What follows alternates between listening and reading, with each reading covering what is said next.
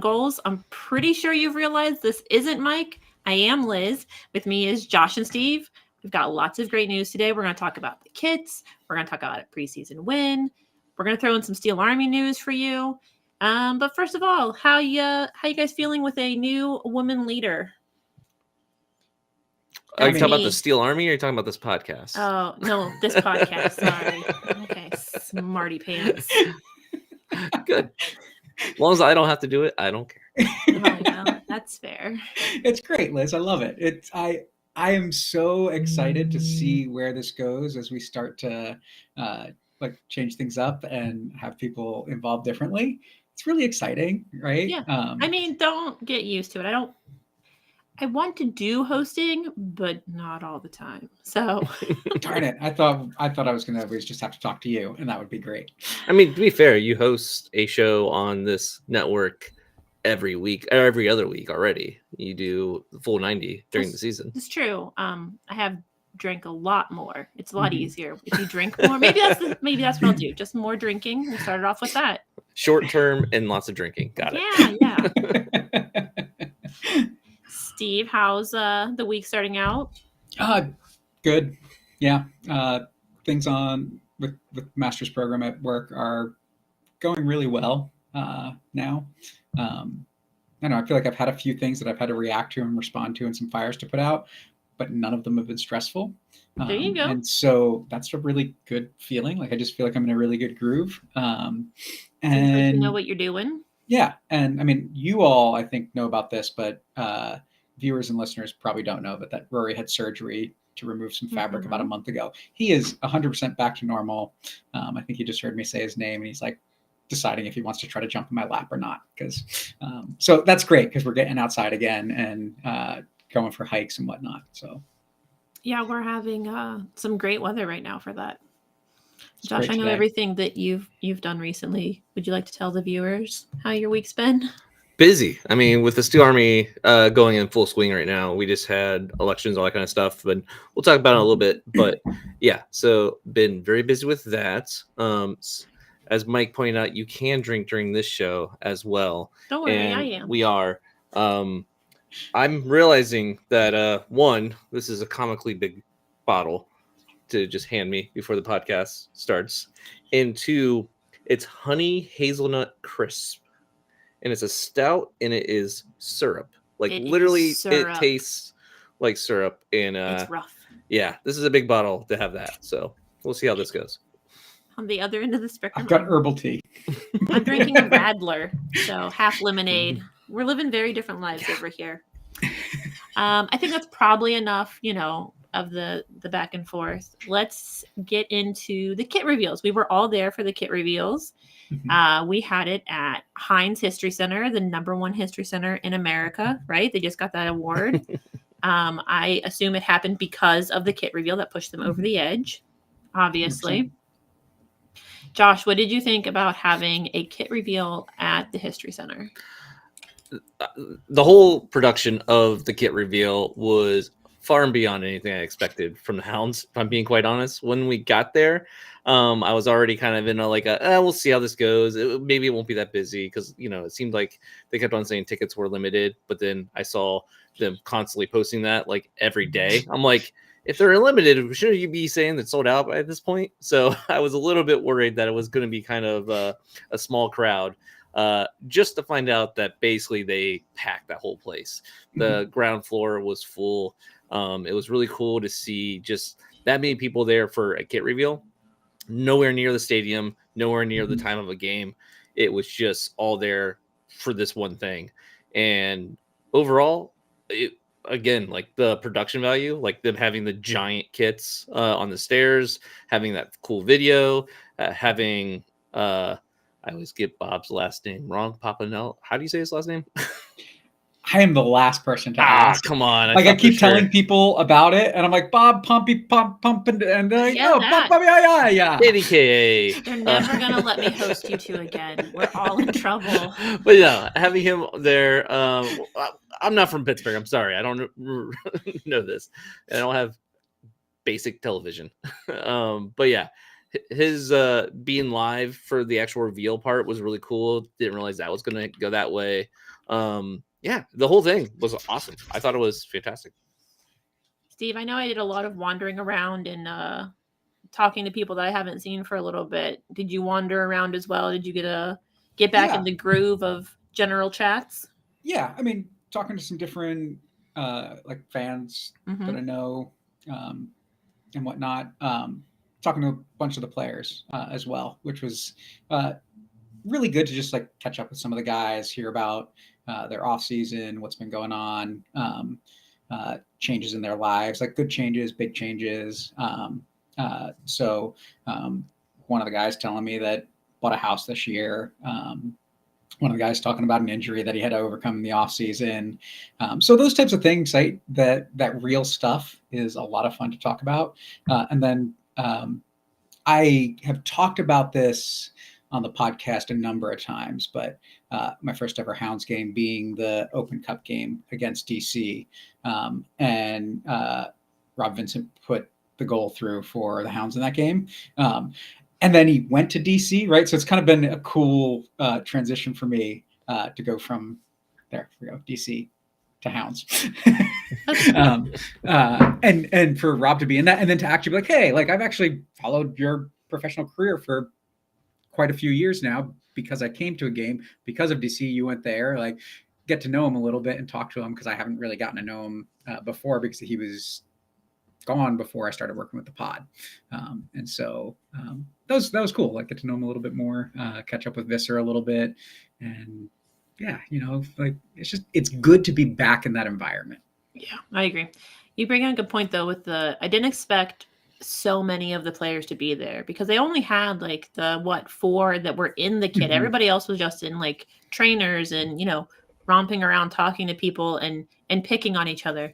I would say, I think that we probably have a good atmosphere in the locker room again, which I always think is important, but just listening to them banter, going up and I approached him, I was like, hey, can I see your kit? And he's like, oh yeah, I'm not wearing it. I'm just in my trainers. I'm like, oh, okay. But like the whole team was there and no one seemed dour or, you know, like put out or like, oh, this is a waste of my time. Like they just seemed to be having a good time, which I thought was really nice. Yeah. No, I thought everybody had a kit on because I speculated because they all came in their Charly apparel, but everybody had it like zipped up. Right. So I thought it was like, oh, at some point, like they're going to have like the reveal and then everybody's going to unzip. They didn't, obviously, but that was kind of cool that they were all dressed in the new training stuff and whatnot. And we got to see it actually up close. Yeah. And then we got the 4 on the stage. So we got 2 keepers kit, our main bridge kit, and then the secondary black and gray. Steve, have you bought any? Have you purchased? I have not purchased. Are you gonna? I have to decide. So Rory cost a lot of money last month. Well, yeah. So I am watching my spending. Fair enough. What do you think of the kits though overall? It's grown. The home kit has grown on me since I first saw it. I'm still not a huge fan of it. I like the idea of a bridge. I don't like the execution of that bridge or that design of the style, right? Not that bridge in particular, but just like it looks like a photo that then made a little more cartoony, as opposed to I think I would have liked more of an illustration. And I'll be frank, I really can't pick out that that's supposed to be City Skyline on the shirt, but they made a big deal about that. But I looked at it and I was like, I still don't see it. So I think like there's those aspects of it, but it's not as bad. Like at first I was like, oh, I don't like this. Now I'm like, it's fine. Seeing it in person change your mind? Sitting with it in my mind for a week. Stockholm. Okay, got it. I'll say this. Seeing the guys actually really like it and be like, yeah, isn't it cool? Like I was like, okay, like if they like it, great. Like they're not ashamed to put it on. That's good. I like the away one a little bit more. I don't think there's anything spectacular about it, but I think it's a good solid kit. It's got kind of that diamond plate texture to it. I wish that was easier to see from afar, because I couldn't really see that until I walked up, and I think it was yours, Josh. And I was like, oh, now I can see what he was talking about. But from behind the crowd, I couldn't really see that when they announced it. Yeah, I think that's a fine line that the Hounds have never quite been able to get. Either it's really bold or it's so subtle you got to be up on somebody. Not making it bad, but just it's need to find a medium road. It's like this white one from a couple of years ago. It's got the yellow polka dots on it that you can't really see unless it's up close. Last year's was really cool, that white one with the gold stripes, but you couldn't see it from the stands on the players. But it's a really cool looking kit up close, right? What I do like about the away one, though, I think it is spectacular how they integrated the 84 lumber into the gray field. With most jerseys, it looks like the sponsor is slapped up on top, and that one, it looks like it's embedded in a part of the kit, and I think that makes it look really clean and really slick. Josh, I know you weren't a big fan of the pixelation on the bridge, but we have purchased the secondary kit. Has it grown on you overall? I would say I don't find it as offensive to my senses. I really did not like the bridge kit when I first saw it. As I think all the front office knows now, the Steel Army, of course, did a lot of sleuthing before the event, and the day of the event, they were able to like find the the links and all that kind of stuff. So I saw it before the reveal, and when I first saw it, I just was not a fan of the bridge kit at all. I thought it just looked like a bad Instagram filter on a random bridge. Like, I was not a fan. Seeing it in person did help a lot. And I also have come to realize something about the design that I didn't appreciate was just how much it speaks to Pittsburghers. And like, it seems to be getting huge praise from people in the city, especially people who are not interested in soccer or not like huge into the Riverhounds at all. So it's just like a kit that people are like looking at and be like, oh, that's really cool. And now we got a lot of people talking about it who aren't actually usually Riverhounds fans. So I see the appeal of that. I do think as a fan of soccer and like just kits in general, soccer kits, it's so far out of what like a soccer kit usually looks like that to me that was also a big negative, but it's not actually that bad for everyone else. For people who aren't like ingrained in that. Like I still wish it was a third kit. I wish it wasn't our main home kit, but I'm seeing the light and seeing how it's playing well in the city. Yeah, I mean, if we were only going to get 2 kits at this reveal, I think that it was smart of them. And of course, I'm sure that Jeff thought of this more than any of us would have ever considered it, that this will play well with the city, that this will be something that people will use as an example and say, oh, I wish the Pirates did something with the Clemente Bridge on it. I wish that the Steelers would do something with the city line, like it. That really makes me feel involved. Or they'll wear it to a different sports, and everyone will be like, "Oh, you're from Pittsburgh." So I think that was its redeeming quality for me, was seeing the number of people who aren't in my traditional circles just gush about it. Yeah, and like going back to Charly as a whole, the customization they were able to do with both the kits for the fine details, the 412 on the back collar, having the 25th anniversary shield and print on the bottom left if you're looking at the kit, and like just those little small things like that, it really is a nice design when it comes to just the execution of all that.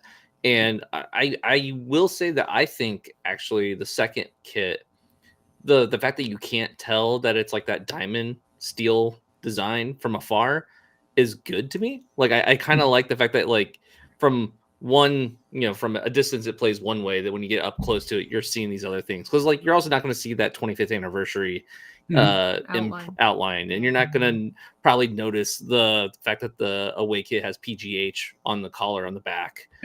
Stuff like that is very subtle, but you appreciate when you get up on the kit and actually see it in person.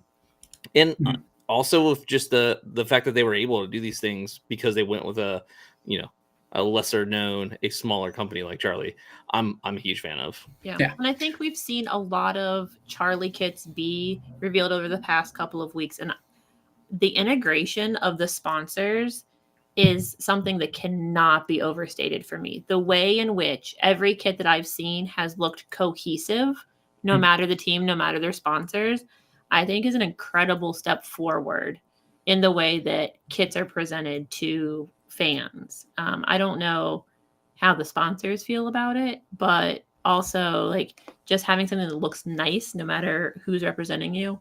I think that's really important. And Steve, I think I almost cut you off. What's up? No. I mean, on the quality aspects of things, Yeah.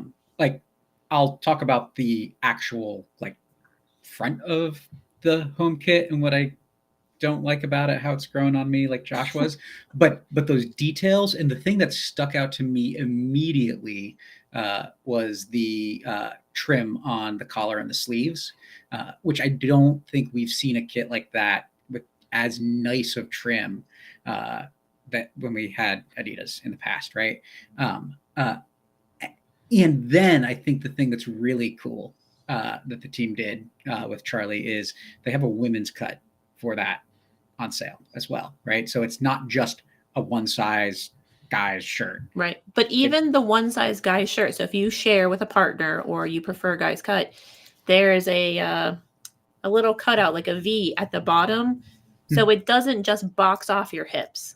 It actually sits around them. So even the men's cut looks nice on a woman, which Cool. is a big deal.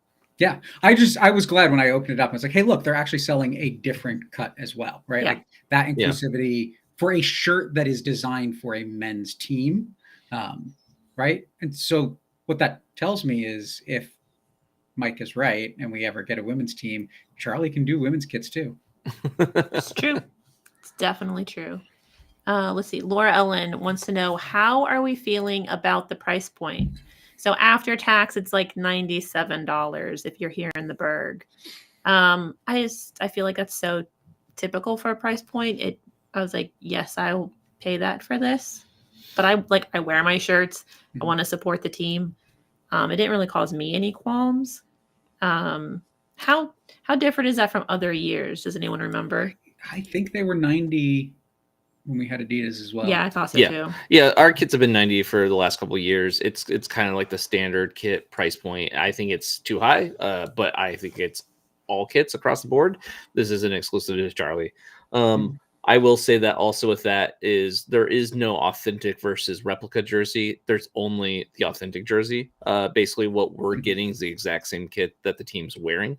So gotta keep that in mind. You're not paying for like a knockoff version of it, or a lesser version of it, I should say, like you can with other companies. But I don't think the Hounds have ever actually had that option anyway.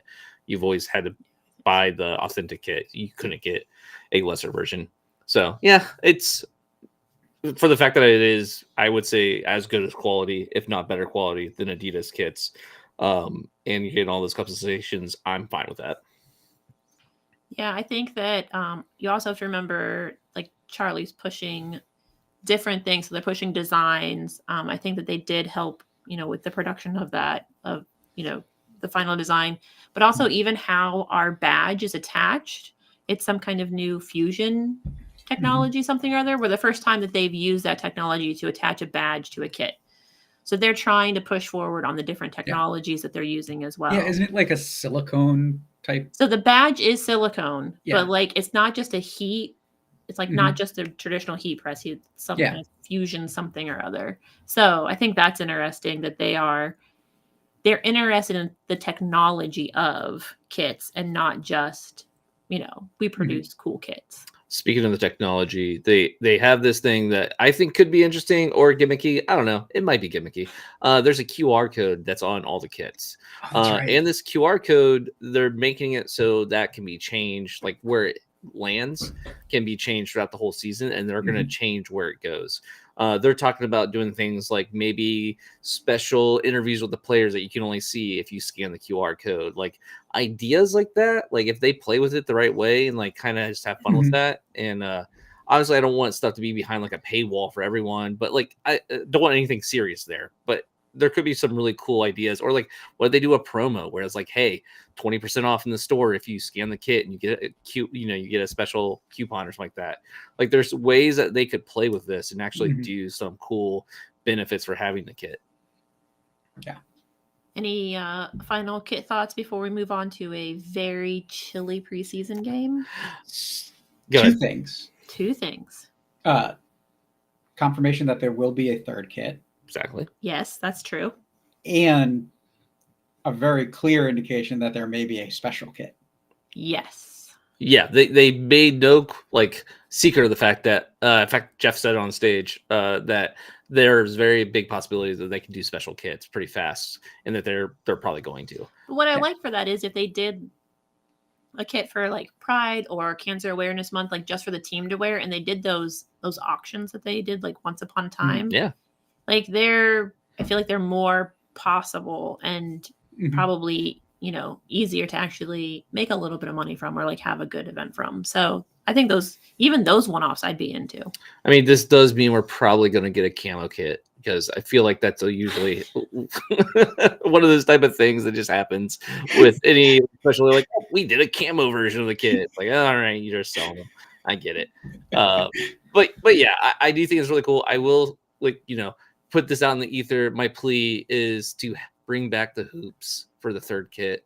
I want to see the hoops so badly, because I do think it sucks that we got rid of them, especially for the home kit. Like this is another reason why I wanted the bridge kit to be the third kit, because I want our identity to be those hoops, the black and yellow hoop. I might be the only one. I don't know. I agree. All right. Yeah, I like that through line of identity for the team, and not having it this year kind of sucks. Yeah, no, I had gone on earlier this evening to check and see if they had updated the team roster page, and saw, because only up on the team roster page is the players that were here last year wearing that kit. Oh, okay. And I'm just like, yeah, those hoops were. Yeah. Yeah, the touch up details of a hoops kit that Charly could bring, and like some customization and that kind of stuff. I'm really excited to see if that would, what that would look like. So maybe someday. Yeah, we got a third yes to the hoops from Casey. Listen, if you're not going to listen to Casey, then you're doing it wrong. So bring back the hoops. Thank you. All right. So Steve, you skipped out on the preseason game. You were maybe the smarter of us. I mean, yeah. I didn't want to go sit in the cold. I think that's really fair. Josh, it was very cold. You sat and were less bouncy than me. How was the view from the grandstands?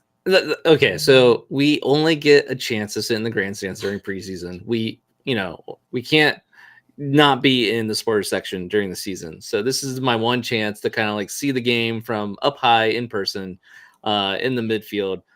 So yeah, I took advantage. Everyone else in the Steel Army was standing up against the glass pretty much to be as close to Bob and hearing his his rants as you could. But I talked to Bob a lot before the preseason game started, and he doesn't exactly have a quiet voice, so you can hear him from the grandstand. It's fine. So I took advantage, sat up there. I will say, sitting that whole time, it does get a lot colder than standing. Yeah. So there is that, but yeah, it was fun. We got a win out of it. Do you think that we should just have expected the win at this point? I know that we're not done signing. Bob confirmed there's at least 3 players that should hear about, in the next, hopefully 2 weeks, obviously. But do we just expect that against Pitt right now? No, I'll let Steve answer this one first. I mean, yes and no. Okay. Yeah, we should be able to score against a college team regardless of who we've got on the field towards the end of the preseason, right? And we should not be giving up goals. But I mean, I think similar to what Mike, Josh, and Kev talked about last week, that it's the preseason. Who cares? Try it out, see what happens, right? Like, what to me is more important is the defense is starting to click, the offense is hopefully starting to click, right? Like, those things happening, something's happening in the midfield in between. And so are we starting to see those things? That should result in a win against a team like Pitt. It should have resulted in a win against a team like WVU. It didn't. So what? But it's that growth and that synergy of what's happening on the field that I think is going to generally result in a win. Josh, did you see that synergy? Did you see the clicking from your bird's eye view? I do think the team, I mean, as far as I can tell, because I wasn't at the previous preseason game where we lost against a college team, but it did seem like things were coming together a lot more. And there were some pieces in there that weren't there in previous preseason games. Sterling, for example, this was his first time getting any minutes. He just came in this week. I think he had like 3 practices under his belt with the team. And then he got some minutes in the preseason game. And while it doesn't, reflect it on the statistics or the site, he was an integral part of that first goal. And I do think probably the reason why that first goal even came close to happening is because of him. So it is a piece that we've been missing, I think, all preseason, is someone up there with Kizza, able to make opportunities and make it happen. And having him there just as that glimpse, because he wasn't in very long, was enough for me to feel like this is definitely going to be our second up there. And he's not announced as a signing, but after hearing all the rigmarole they've gone through to get him to preseason camp, there's no way they're not signing him. Like they had to worry about visas, and like then finally came in, and like you wouldn't just have him play like 2 preseason games and that's it. So yeah, he's getting signed, and I think he is going to be a big piece of our offense going forward. So I mean, talking to a couple of other people that were there, sounds like Danny Griffin was playing very, very defensively throughout the first half.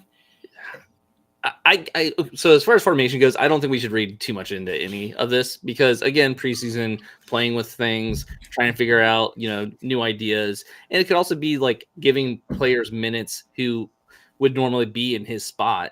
So that way they can kind of like see who can be the second or who can be like another option. So I don't think we should read too much into where people are playing and how it looks.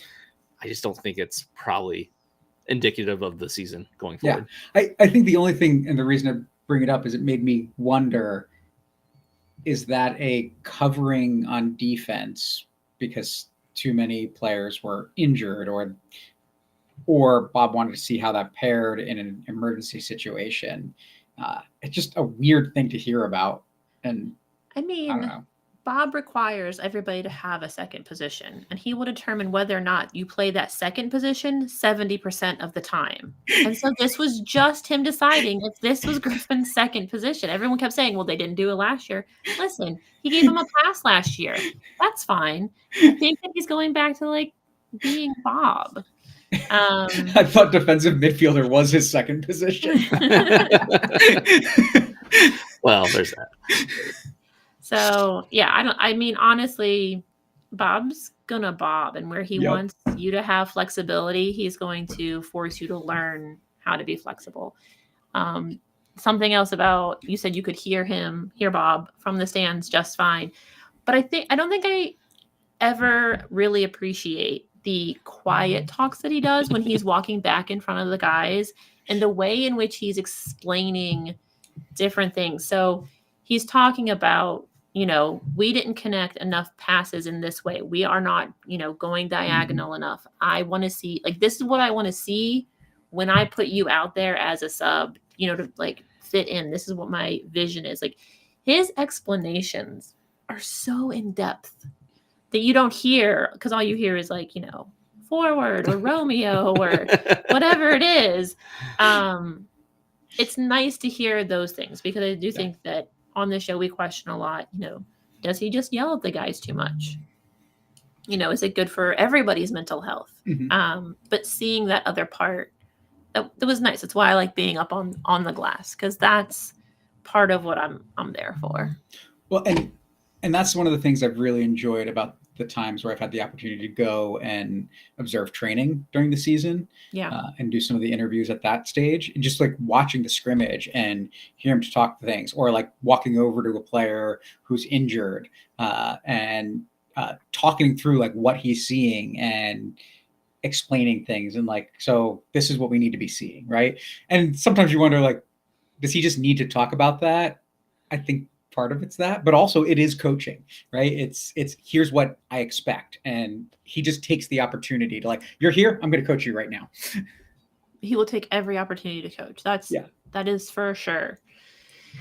All right, so while he's coaching in Louisville for our last preseason game, do we have any expectations? You guys just want to see what happens? I don't even know how much information we'll get out of this preseason game for us to have any kind of analysis. Yeah, I mean, we're not going to it, so it's. I will see how the Louisville fans. Is it open? Like, I don't know what they do in Louisville. Like, is it open to the public where they're allowed to actually play? Yeah, I have no idea.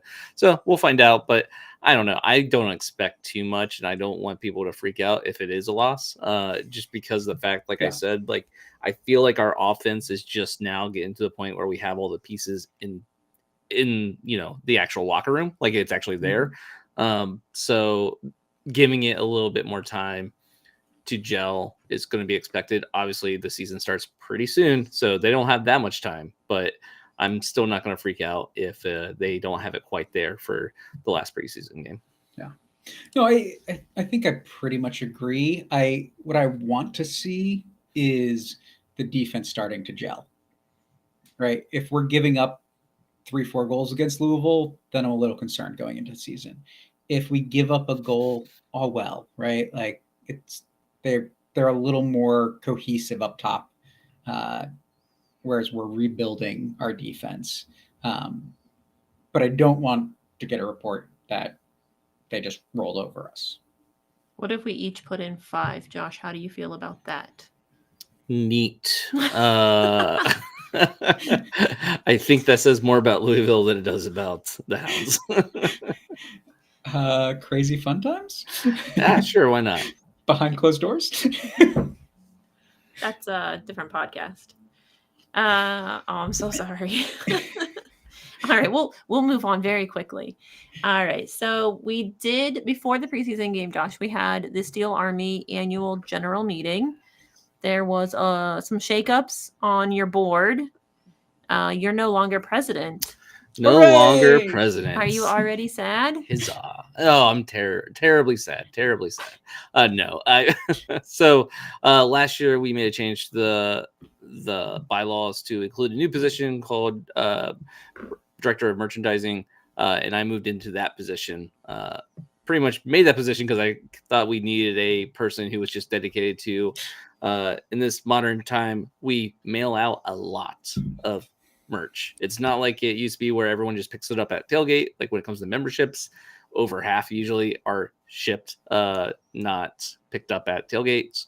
So it's a lot of work. It's a lot to do, a lot to manage, and then also just in general figuring out what to sell, how much to order, managing all that is, for a for a unpaid position, it is a lot to ask of someone to do that, and then also handle stuff with the front office and all that. So kind of decided to split those things up into 2 different positions.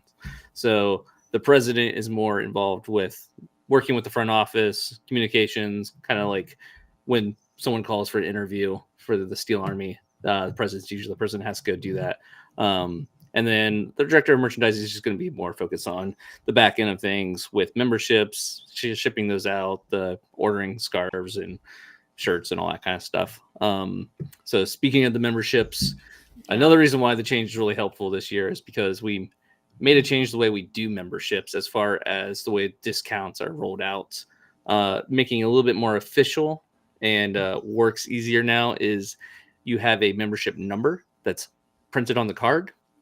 So that way, when, the front office needs to know if you're a legitimate member, it's not kind of like half done with like, yeah, here's my card, or like, yes, I am, and like they have to like call us and ask us, is this a real member or not? Verifying people's identities and all that kind of stuff. Instead, we gave them a master list of all the membership numbers we have, and now as long as that number is on that list that you give them, they know that you're an actual member.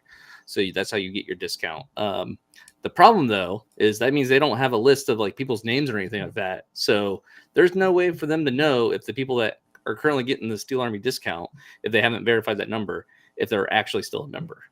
Because they can't look at a list of people's names that bought a membership this year. So they're asking everyone to call in or email in would be better, and actually verify your discount if you have a season ticket, because you get a Steel Army discount if you have a season ticket. In the supporter section. So make sure you do that, so that way you get your discount. And if they already think you're a member, or you told them you're a member and you bought that season ticket and they only charge you the Steel Army price, they could be charging you the difference if they don't hear from you. So it is important by Friday to get that information to them, give them your Steel Army membership number so they know that you're an actual member and you get the discount. Right. So if you put the fear of God in me. Yeah, do it. Yeah, no, You don't get charged. that's why I like bought mine online, because I was like, oh, I guess I got to get that number now. Yeah, Josh did send out a email to everyone, so you should have your number in your email box. Not to take this over for the Steel Army, but we feel like this is important. Yeah. You should have it there. If you don't have it, you can email the Steel Army. But once you have your season ticket number, or once you have your Steel Army number, email the ticketing office and let them know, because they will invoice you and then charge the card on file. So it will happen with a very quick turnaround, that you will get charged that higher price. So, but this is also, if you have a Steel Army membership and you have a season ticket, you get a discount. You should call them and let them know, because I got a feeling there's plenty of people who didn't even realize that there was a Steel Army discount. So yeah, make sure that you let them know that you're a member and get your discount. I guess I should take my duties more seriously, get us back on track. Final topic for the evening. In 2 weeks, we go to New Mexico to play the first game of the season. Are you guys mentally prepared? Steve, are you ready for the season to start? Not at all. Oh, great. Perfect. I'm glad you're not the coach. I'm like, wait, 2 weeks? Right? 2 weeks. Like March 9th. Yeah. No, I had somebody ask me if I could help out, my neighbor help out with her dogs on that day. And I was like, wait, that's a soccer game day. Wait. That's only 2 weeks away. Wait, is that a home game? Is that the, like, oh, no, that's an away game. Okay, yeah, I can walk over and help out with the dogs at some point. Yeah, but it's just like, I'm not in that mindset yet of the season is here, but it is. Josh, are you ready for the season to get started? Yeah, I am. I feel, I don't know, like it's always weird with the Hounds, because we usually start away games. Like that's how our season starts, with a bunch of away games. So it is going to be a weird situation where, or it always is, where yes, the season starts, but like we're not doing tailgate, we're not doing this stuff. So it feels like it's still preseason, even though it's the first real game. But this year, we are doing a watch party as well. So I'm excited to get those back going to Bulldog, hanging out, doing the whole thing. So I'm excited. Nice. So as you said, usually I would say the last 2 or 3 seasons, we've had 3 or 4 away games. We've enjoyed some nice weather in other places. We haven't dealt with whatever Pittsburgh is doing. Not this year. It's away home. Do we have any concerns with having home games in, I mean, it's mid-March, beginning of April. Josh, do you have any concerns with us going back and forth, or you just think we should be in that form? I'm not worried. I feel like, I don't know, it does it suck being, standing in the frigid weather? Yes, but I don't really think it's going to be that frigid. And if it does snow, like, I don't know, we haven't had a good snow game or anything like that in a long time. someone on the Steel Army Discord posted a memory, and it was like 2015, and it was the team asking for help clearing the field because of all the snow that had happened. It's like, oh yeah, those things used to be a thing that we had to deal with. So yeah, I'm not worried. I think it'll be fun. Steve, if it snows, are you coming out to the home opener? Yeah. I mean, yeah. No, that's like, I'll bundle up, right? I'll have foot warmers and whatnot, right? But for Nice. a preseason game, so I think what's interesting is I have had that sense too, Liz, that it's been many games away. But last year we only a week later for the home opener. The year before that was the same basic weekend, like a few days later, but that third weekend was the home opener, right? So you go back and look, and it's actually, we've had a game in the third or fourth week of March for the past few seasons at home, which, yeah, that surprises me. Yeah. It just doesn't feel like it, though. This is our first game happening on the same day as the city's St. Patrick's Day parade. So raise your hand if you plan on kegs and eggs, noon tailgate, home opener. I mean, I'm going to be there, and don't forget, we also have All Hounds Eve the night before, which is going to be a party at the Pitch, the new soccer pub, from everyone's favorite Brian from Pipers. He started his own pub called the Pitch in Lawrenceville, and yeah, we're gonna have a fun little pre-game party there the night before the home opener. So, Steve, is your liver ready? I won't be getting that. No, that I'm not. intoxicated. Yeah. I mean, you could do all of the activities and just not be drinking green beer, which I'm not sure that I would suggest to anyone. Yeah, no, I will not be getting up early and going down to the city to then sit there for forever in the cold. I will probably come in a little later for the tailgate. Rory can be a demanding little bugger, so Well, got to take him for a nice long walk before I leave for the game. Right. Josh, does it change your mind about noon tailgate if it is like this 60, 65 degrees that we've been getting, or like the 3 feet of snow that I think Mother Nature might throw at us out of spite? Honestly, no. No. I don't think either one sounds particularly like. I tried.